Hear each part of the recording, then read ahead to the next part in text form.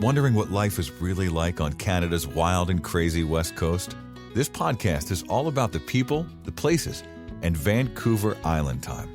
Together, we'll explore this island paradise, a combination of ocean, city, and country living. We'll meet the fabulous locals such as the Fudge Fairy and the Chicken Lady, who have chosen Victoria and Vancouver Island as their home. And we'll learn what makes this place unique and special to those who live here. And now, your host of Vancouver Island Time, Jane Johnston. Hi, everybody. It's Jane Johnston with the Briar Hill Group at Remax Camosun and host of Vancouver Island Time. And this week we are talking to Tamara Knott. She owns the company brightgreens.ca. We're going to be talking about the area where she grew up, which is Cordova Bay. So tell me about Cordova Bay. How long has your family, how many generations have grown up of the Knotts in Cordova Bay? Our children are the fifth generation in the Knott family to grow up in the Greater Victoria area, and many family members have been in Cordova Bay for many decades. The house that my husband and kids are in currently, we've lived there for 20 years, and just love it. It's a wonderful neighborhood. So are you on top of the ridge? Do you have a view? We're on top of the ridge. In the wintertime, when the trees have lost their leaves from the end of the driveway, we do have a glimpse of the water. But I'm a gardener, and I love the warm summer evenings and late sunsets. So we're happy to be back a little bit off the edge of the ridge, so we really get a lot of light in our garden in the evenings, and we can just enjoy those warm summer nights. Yeah, one thing I think people don't realize when they go, so the Lochside Drive goes right from basically downtown up beneath the ridge on the east side of the ridge. But one thing that people don't realize when they're driving through there is, first of all, how many trees there are there. So it's quite cool, and also you don't get a lot of sun there at the end of the day. It can be quite shady, and some people are morning people and really like to be up early and enjoy that morning sunrise. We prefer to just have lots of light and beautiful sunsets later in the evening, and we just really like the light. Other people really like to have lots of big trees and have it all leafy around them. So it's a great neighborhood in that you can find the spot that works for you, and just be really happy there. Actually, my very first listing was on Helvetia up there. Yeah, that's a lovely little cul-de-sac, and very quiet, almost no traffic at all, and everybody around you. It's just terrific, and the kids can just go out and play, and they're safe. It's just awesome. Yeah, and plus they're large lots. I think hers was almost 10,000 square feet. Oh, that's not uncommon in Cordova Bay at all. Yeah. So, favorite place to eat up there? Well, of course, the beach house is, been renamed a few years ago with new ownership. Known for many years by the name of the family that owned it, the McMorrins. So, wonderful place to grab a bite, and they host lots of wedding receptions through the summertime, so it's fun to be down on the beach and see a young couple so excited to be married in such a beautiful setting, and then all of the guests troop up to go and enjoy a great evening. So it's a wonderful hub for the community. Do a lot of families hang along that beach? Oh yes, absolutely. Yeah, and the kids all know each other through school, and so you often run into friends and neighbors down on the beach for sure. So speaking of schools in the area, and also the proximity, you are in very close proximity to Elk Lake and Beaver Lake. But let's just go to the schools. What are the elementary and middle and high schools for that area? For elementary, you've got a choice of two really great elementary schools, both Cordova Bay Elementary and Lochside Elementary. So depending on whether you're located more to the south or the north end of the neighborhood, you can choose from either of those. The middle school is Royal Oak Middle School. It was recently rebuilt, and so it's a beautiful building with great capacity. My son is in grade 8 at that school right now. And then for high school, there's Claremont up on the ridge. So a large school population, really great focus on scholastics and sporting activities, and just a really active group of youth, and a great facility, and so close for everybody to just to be able to walk to. Yeah, both Royal Oak and Claremont have a big rowing program, actually. They do indeed, in the proximity to Elk Lake for training. Lake is just absolutely terrific. And actually, we have news about that lake. The Olympic team is moving from that facility to Vancouver. Did you hear about that? I had heard about that, and that, the lake itself is a bit of a victim of its own success and getting a bit on the busy side with many groups rowing and wanting to fish and perform other aquatic activities. It's going to be too bad to see, because there's often times when we're walking the lovely trail around Elk and Beaver Lake, that you'd run into various athletes and have a quick word, and it was always really exciting to see them out training. Absolutely. Yeah, Olympians are people too. Absolutely, for sure. Okay, so what about breakfast place to eat around there? Do you ever go up north near the golf course? Yeah, occasionally. There's Bill Maddox restaurant there, named after the original farmer on that property. So that's a great place to stop in any time of day, even for, a refreshing beverage later in the evening. Then you can also drop in for pastries and coffee at the beach house, and there's a coffee stop in at street level, and so you don't have to go into the main restaurant. So there's a couple of good choices, and over time, as the shopping plaza on Cordova Bay Road is rebuilt, there's going to be, I'm expecting, many other options to provide services for the neighborhood. Yeah, that always seemed to me like you have $1 million homes and then this kind of underdeveloped mall.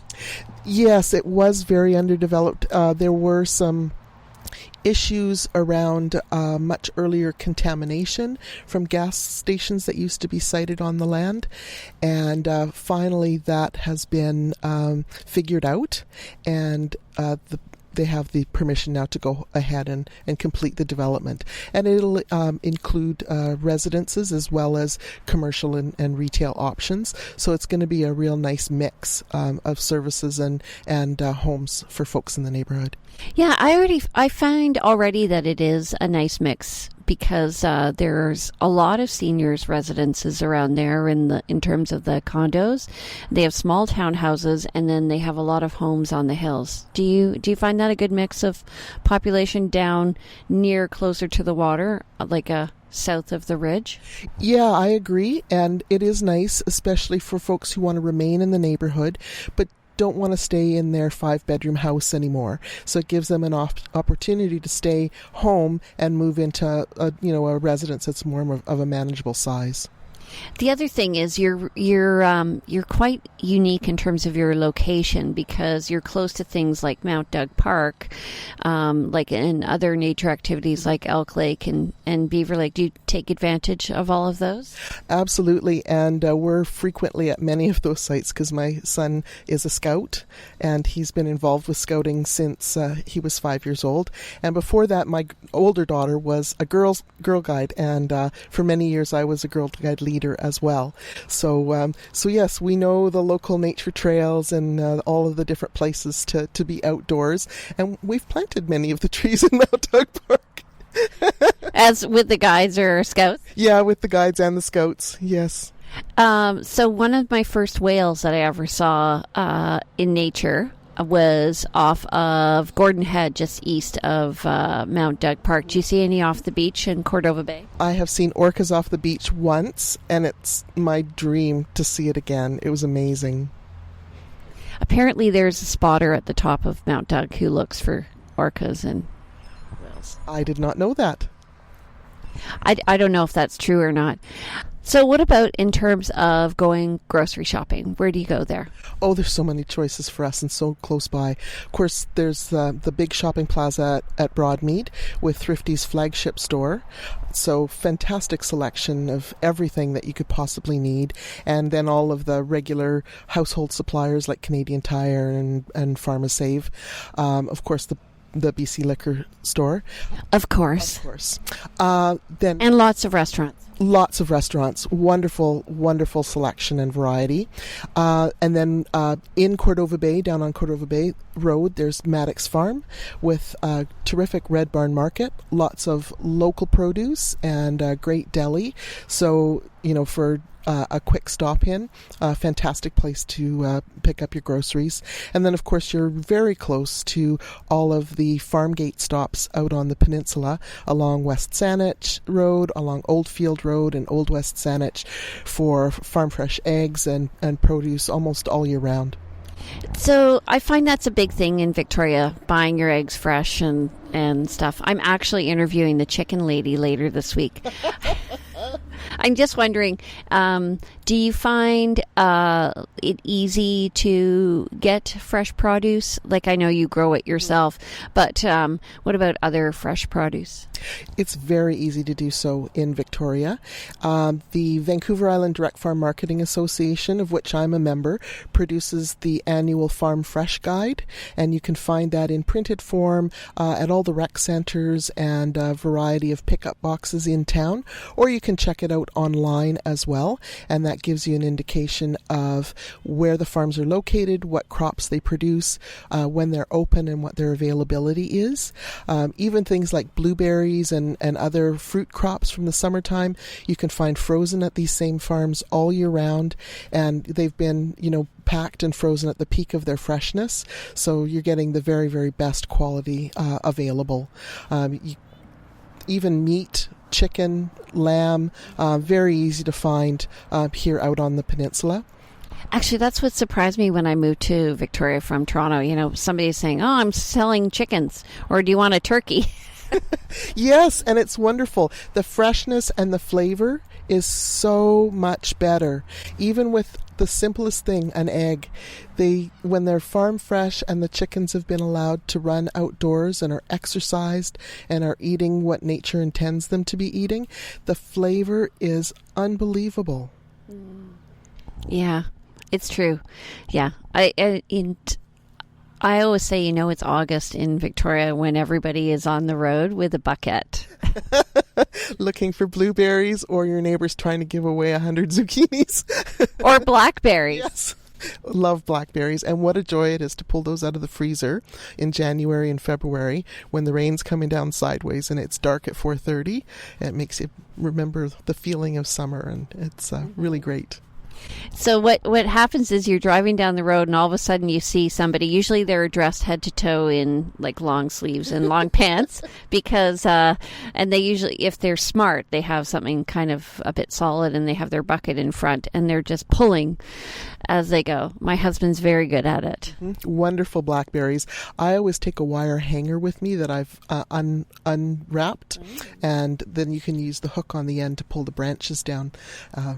It's a really good tool to keep in the car. You have it. Your BlackBerry tool for 2019. Okay, ladder. Do you keep your ladder with you? No, you don't need one when you've got the hanger. And it's safer to keep your feet on the ground, especially if you're picking on your own.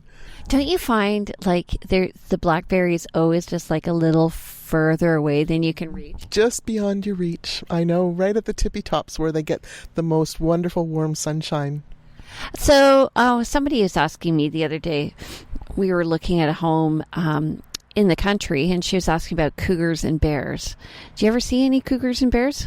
I have not seen any cougars or bears, but I certainly hear the alerts. There was a bear in this vicinity last year, and then at this time of year, unfortunately, it found its way into someone's backyard in the Tanner Ridge neighbourhood. There were lots of fruit trees that had been unpicked, and it was enjoying a feast and unfortunately had to be removed. Yeah. I do find here they're a bit aggressive compared to the mainland with the natural wildlife. I think we just don't have as expansive a space, and then they find themselves in a developed and settled area and aren't quite sure how to get out of there. There are lots of notifications, though, about cougars, especially along the East Coast, I find, like up Mount Tomey and Mount Doug. Yes, yeah, you frequently hear them. I think It's also possibly that there are more people in those areas, out later in the evening running or walking, enjoying the view. My mother-in-law lived on Mount Ptolemy up at the top for 61 years. She never had a problem with the cougar. And she was out on those trails every day. Yeah. You are living on the wild west coast out here. It's wonderful. It's an adventure every day. Yeah. Okay, so if you want more information about Cordova Bay, and at the end we were talking a bit about Saanich West, please give me a call. I'm Jane Johnston with the Briar Hill Group at Remax Camosun and host of Vancouver Island Time. If you want to be a guest, it's pretty easy, isn't it? It's very easy. It's just hanging out with a friend. Yeah, so you can contact us. Go to our website, vancouverislandtime.com. And if you want to watch us, we are on vancouverislandtime.com. We're on Vancouver Island Time on Facebook. We're also on any podcast channel that you happen to listen to. So tune in and stay tuned, because we're going to be back. We're going to be talking about Tamera's business. brightgreens.ca. All right. Talk to you soon. Vancouver Island Time is brought to you by the Briar Hill Group at Remax Camosun, Victoria, where we bring local expertise and global presence to your property. Hi, everybody. It's Jane Johnston with the Briar Hill Group at Remax Camosun, and I'm back with Tamara Knott. Tamara is a longtime resident of Victoria, fifth generation Victorian, and she grows greens. Her company's name is brightgreens.ca. So, and it's actually right behind us, these two bright green, what are they? They're converted 40-foot shipping containers. Where'd you get the idea for that? They're produced by a company out of Boston called freightfarms.com, and they do the conversion and all of the wiring, and it comes all set up and ready to go. And how long have you been doing that? Just a little over 2 years. How's it going for you? It's going really well. We grow on average 150 to 200 pounds of pesticide-free leafy greens and edible blossoms every week. We supply 10 restaurants in the Greater Victoria area and have a number of retail customers both at a farmer's market and here at our Saturday farm gate every week as well. So, how did you make the connections? Because that's really hard with the restaurants. Actually, I was surprised at how straightforward it was. I've just gone in to visit various executive chefs in different places and brought samples. Many of them have taken up my invitation to come and visit here at the farm. So you met with these executive chefs, you gave them a sample, and they were immediately impressed? Yes, the produce that grows, we grow in a hydroponic setting.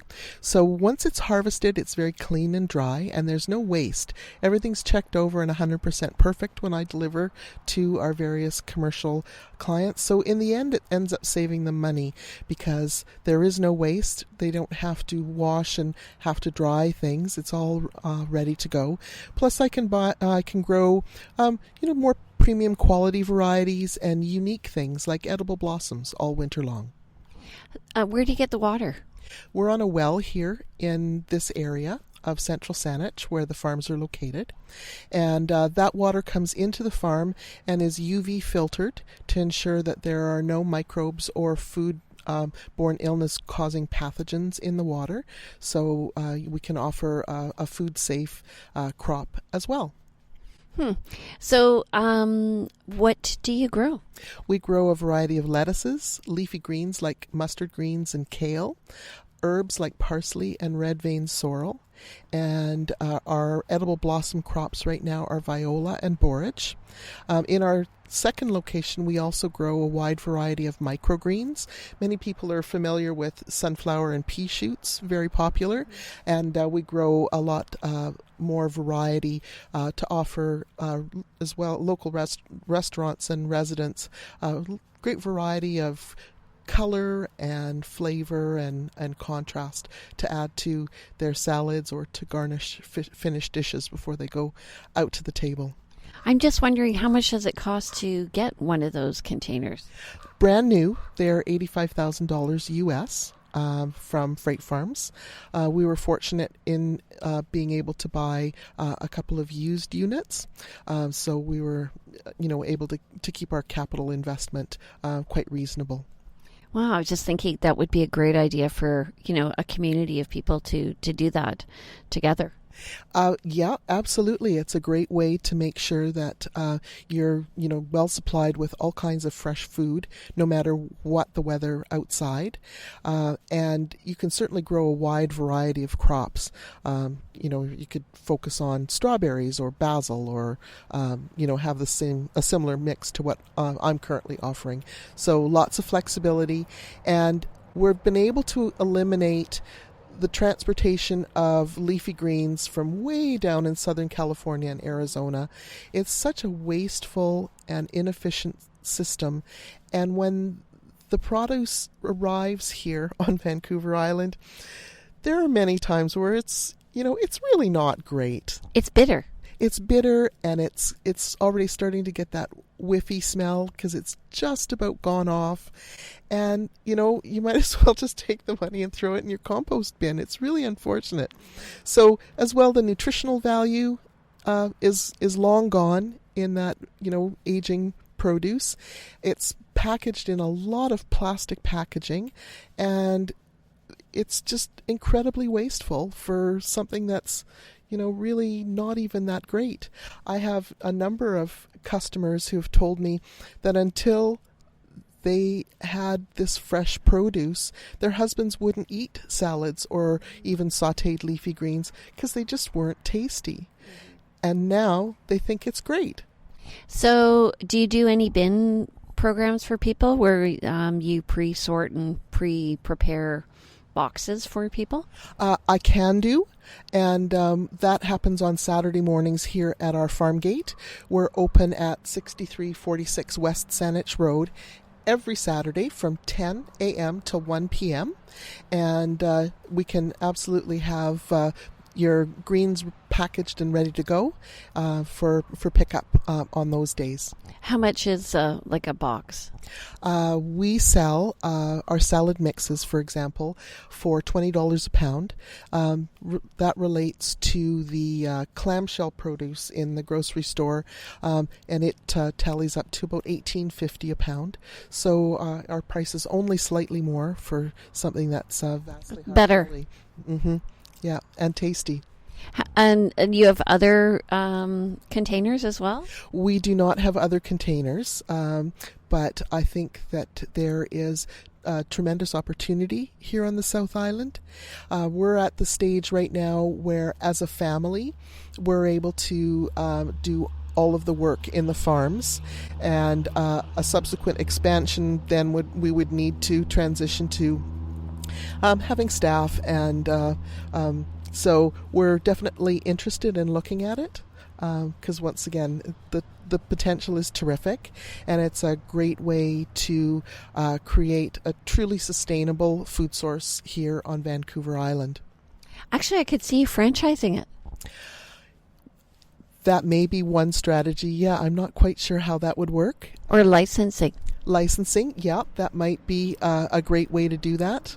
Yeah, because I think there's first of all, I think there's a lot of need, but also, when you're investing in a company, $80,000 is not that much. You would immediately provide them with the clientele, I guess. And I think there's tons of potential there. I'm really excited about this idea. Okay, so what made you decide to get into it? Well, I was looking for a business that I would be able to get into. Years ago, I was a project manager in a variety of provincial government agencies, and I was very lucky at the age of 42 to be expecting my last child. He was quite a surprise. And my mom laughed. I love child. My mom laughed. So I took a few years off to enjoy time at home with my son. And then when I wanted to get back to my career, I found that I wasn't able to get back in again. As an older woman, the technology had moved on, and I would have needed some significant retraining. So I kicked around at a number of different things, and then finally settled on freight farming. For me, it's a really nice mix of horticulture, which I've always loved to garden, and technology. And so now I have a couple of farms that are web-enabled, and it's cool. Very cool. So, can you remote control anything here? I can. And we're able to check from our computers at home or from our phones. I'll just have a quick check in, make sure all the settings are as they should be, and that everything is running normally. So it gives you a lot of comfort when you lock the door and head out at the end of the day, that I can have a quick peek at it later if I feel I need to. Well, why don't we take a quick peek at it right now? That Quick sounds peek great. at it. Okay. So we're outside the boxes right now, and you've apparently named these. What's the square footage of these and their name? The square footage interior is 320 square feet, so they are 40-foot high cube reefer containers. This farm here is April, and this one is May, and we've named them that because it's always spring for me year-round. So welcome to Bright Greens. This is what the farm looks like overnight when the grow lights are on and the plants are enjoying getting lots and lots of light energy from the very efficient LED lights here in the farm. We have a really low power draw, so it's a great way to grow a lot of produce. Each one of the freight farms is capable of growing from 70 to 100 pounds of fresh produce every week. So it's a significant quantity of fresh greens throughout the year. Why are the lights that color? Plants use the red and the blue frequency of light for vegetative growth. They send most of the green and the yellow back to our eyes, so that we perceive most of the greens as green in color. And I don't want to give them any other frequencies of the light spectrum that would cause them to want to bolt or flower, because I want them to keep producing lots and lots of tender, juicy, crisp leaves for me. This is a T-floor, and this is how all refrigerator containers are built, and it allows the shipper, when a load is fully packed into a container, to push cold air into the center of the load to ensure they maintain a constant temperature, whether that load needs to be maintained just above zero or whether it needs to be maintained at freezing temperatures. So what's with the fans? The fans are really important for air circulation. All plants are essentially pumps. They pull nutrient-rich water up from their roots into their leaves, and then they transpire moisture once they've removed all of the nutrients from that water and give that water off to the atmosphere. So if you're in a poor air circulation, high humidity area, the plants aren't able to do that. And then you'll start to see nutrient deficiencies in the leaves and issues with the growth. Some of our environmental controls: over the door we have an air current curtain, which helps in the summertime if there are a lot of insects around outdoors. We don't really have a huge issue regarding that here in our region, but certainly in other parts of Canada or in the southern U.S. there's lots of mosquitoes and other insects. This is our air conditioner, maintains us at a constant 15-16 degrees Celsius throughout the year, and helps to remove some of the humidity from the air as well. This bank is a sensor array. It's constantly evaluating the water quality in our tanks for nutrient level, pH, and temperature. And when that goes out of range, the little blue pumps there on the wall dose the tanks automatically. It's really a plant spa, and it gives them the perfect environment for them to thrive. The crops that we're growing, because you can feel it's quite cool in here at the moment, are all cool weather crops, and they really prefer this very, very early spring-like temperature, about 16 degrees, and this is when they really thrive. What are you looking at here? This is our seedling area, and so we're growing new lettuce, kale, mustard green, and other varieties here, and preparing them for transplant into the vertical towers. There are 256 vertical towers in each farm. Each of them hold from 17 to 23 plants. So when we're fully planted and in operation, there are over 7,000 plants actively growing in each one of the containers at any time. And I find that this vertical is more efficient and much easier to deal with. It's also a really efficient use of space. And we've got this great work area here in the farm. I'm able to pop a tower off the hook, put it at waist height here at the table, and harvest at waist height. So we're not having to work down on the ground. I don't have any weeding to do, which I love. That's very helpful. So it's,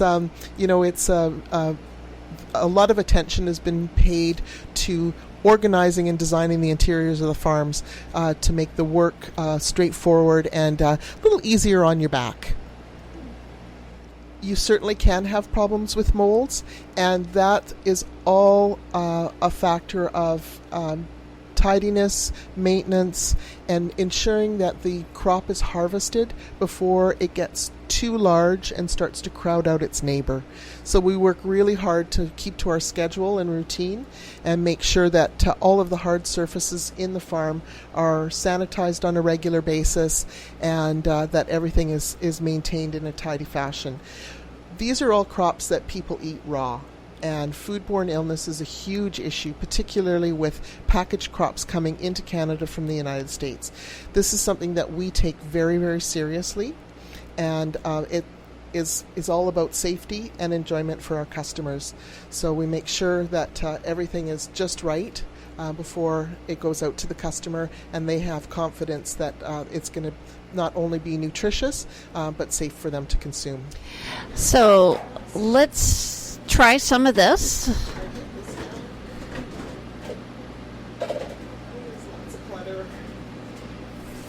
Seems very organized to me, actually.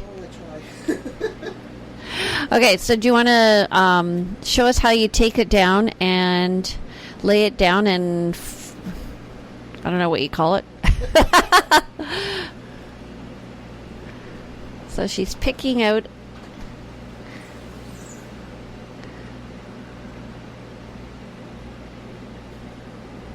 wow. Okay, so it sits right in the piece there.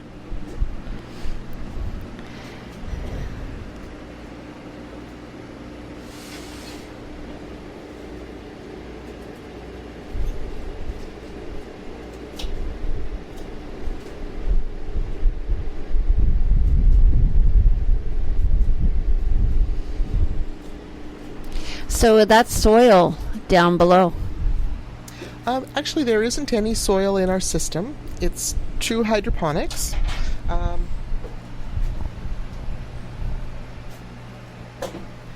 The plants are seeded into germination sponges, and this is a product made for the nursery plant industry in a variety of sizes depending on your crop.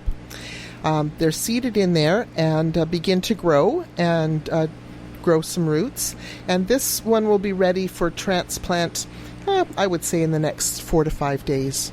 So these are made of coconut coir and peat moss with a compostable polymer, so that they stay nice and spongy and won't fall apart in your system and clog up your lines and water emitters. That's very cool.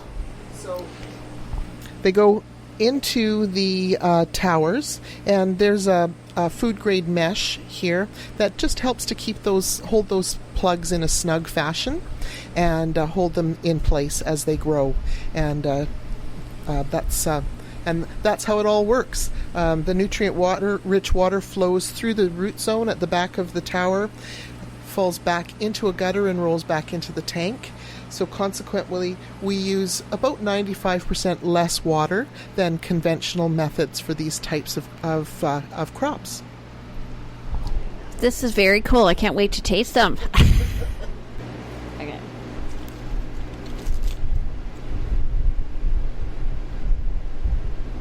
Yeah, it's not bitter. And it's crispier than what I get at Thrifty's. So this looks like what I would, maybe like the quantity that I would buy at Thrifty's. How much is that right here? That's a quarter pound, and that would be $5. So that bag is a mix of lettuce. There's a bit of kale, some mustards, red vein sorrel, and you'll even find a few edible blossoms in there. Cool. Thank you very much. All right, so there you have it. We have visited brightgreens.ca with Tamara Knott. If you want information, how do they get in touch with you? You can check our website, brightgreens.ca. We're on Facebook and Instagram. If you just search for Bright Greens Canada, you can catch me every Thursday evening at the Esquimalt Farmers Market, now indoors in the Esquimalt Rec Centre, or here every Saturday morning from 10 till 1. We're at 6346 West Saanich Road. Great. Thank you so much for spending time with us today. I've really learned a lot. So interesting. It was my pleasure, Jane. All right. Take care. If you want to be a guest on our show, please contact us. I'm Jane Johnston with the Briar Hill Group at Remax Camosun and host of Vancouver Island Time. Take care and have a great day. Welcome to the neighborhood. We hope you have had some insight into West Coast living. If you know of someone or someplace that should be highlighted in our podcast, we'd love to hear from you. Please go to VancouverIslandTime.com and click on our Connect button. See you next week on Vancouver Island Time with Jane Johnston.